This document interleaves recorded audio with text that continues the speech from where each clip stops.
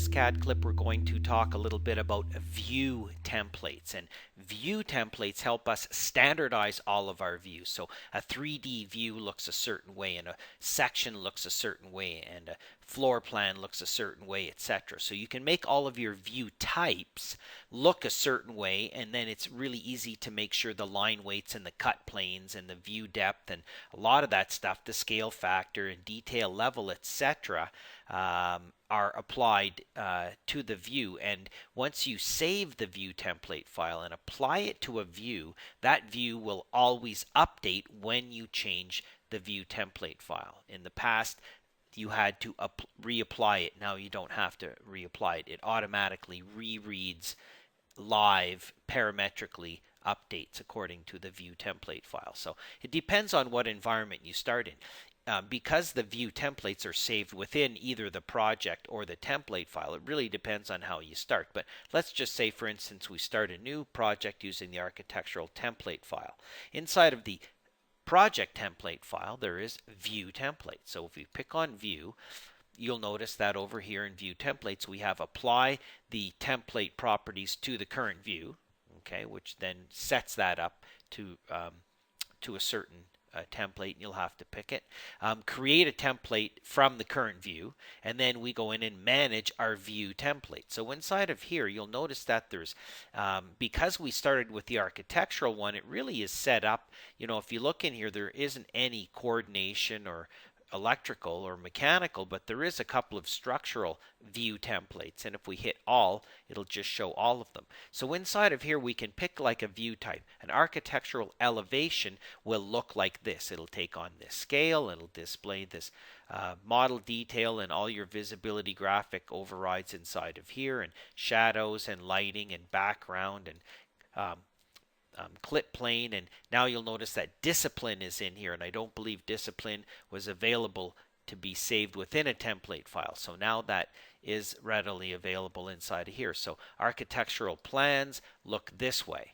Okay, architectural presentation, 3D plans, etc. So you can create your own view template files, and then once you take that, you apply it to your view, and then the view will always read these settings, and you can come back into here and make changes to here, and when you close it, it'll automatically update all the files that are reading these specific template files. So it's very efficient to manage and standardize all your views, because your views will take on these properties. This east elevation and north and south should be using the architectural elevation template file. If you don't apply the template file, then you can just change your properties at will. Okay, so we're going to open up a file and have a look at it. So one of the new things in here is the fact that you can now specify the discipline of the view within the view template file, which is quite nice. Okay. The other thing that's new is that if we go into our application pull down and under options, okay, the default view template when you create a new view, in this case, is coordination, but you can set this, and this is a global setting that sits outside of the project. So default view discipline, not template, view discipline gets set inside of here, and then you can change the discipline afterwards. So the discipline of the view now available here by the default setting for a new view, and also it's available within the view template file. So there's not really much inside of here. Okay, so let's just close this guy off and let's open up a different file. Okay, this time we'll open up the mechanical, the MEP systems, or I should say a sample MEP systems file, and inside of here we have different views, and they're organized accordingly, and because it's an MEP project, it's been set up with those settings. So within this project, if we go to view and we go to view templates and we go manage view templates, we're going to see some different template files, HVAC, lighting, etc. So it has the architectural ones as well, but it also has these. So we can go in here and say, only show me the mechanical view template files. So these are inside of here, and they know that because the discipline is set to be mechanical. If I say show me the architectural view template files, it's sorting it because the discipline of all of these happens to be set to be architectural. So in this case, I'll say mechanical. So these are different view templates inside of here, and these are different properties. Okay, so you'll notice that all of a sudden we also have view classification.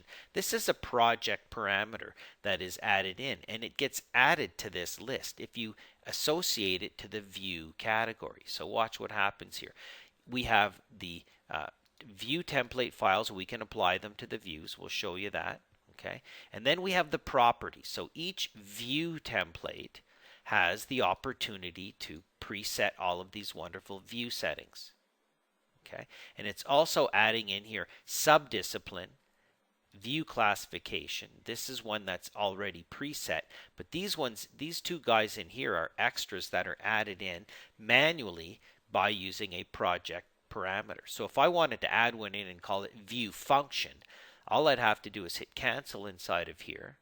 Okay, go up to manage and say I want to create a new project parameter, and inside of there I'm going to add a new project parameter, and it's going to be called view function. And I want to be able to type in whatever value I want, so I'm going to make it a text parameter. It's going to be instant, so I can change it to any view. But the clincher here is that it's going to get applied to all view elements. And these are the views. So I hit OK. And OK. View function. So now you'll notice that if I open up a view, there's going to be a property. These are all those properties that are set up in the view template. And if you look over here, we're going to see there is a new property called view function right here under text. And I can go in here and type, function, plumbing, who knows? Plumbing 3D, just as a value, okay? And then click out.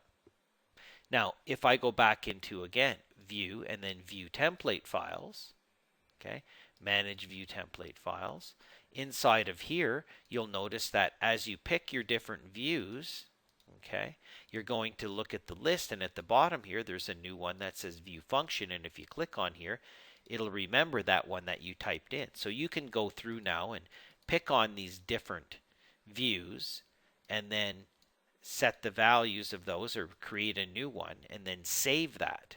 Okay, so I've added a new project parameter. I've made sure that the view category is checked off, and now when I go into my view templates and I pick on these, I can see that those properties are in here. These two are exactly the same. Look, subdiscipline and view classification. Okay, if I go back here to manage and say project parameters, I'm going to see subdiscipline, view classification. So these are man-made project parameters, but it's because they're associated to the view category. That's what makes them show up in that list. And then we can preset that. Okay, so that's just a kind of an opener on the view templates. And what happens is those view templates, remember, are setting up the majority of these actual properties. They're predetermining them. So when I go into here, I can apply a view template. If you go down here, you'll notice that the view template is set to be none currently. Okay, we're going to come back in our next lesson and start applying some of those view templates and see how they actually work.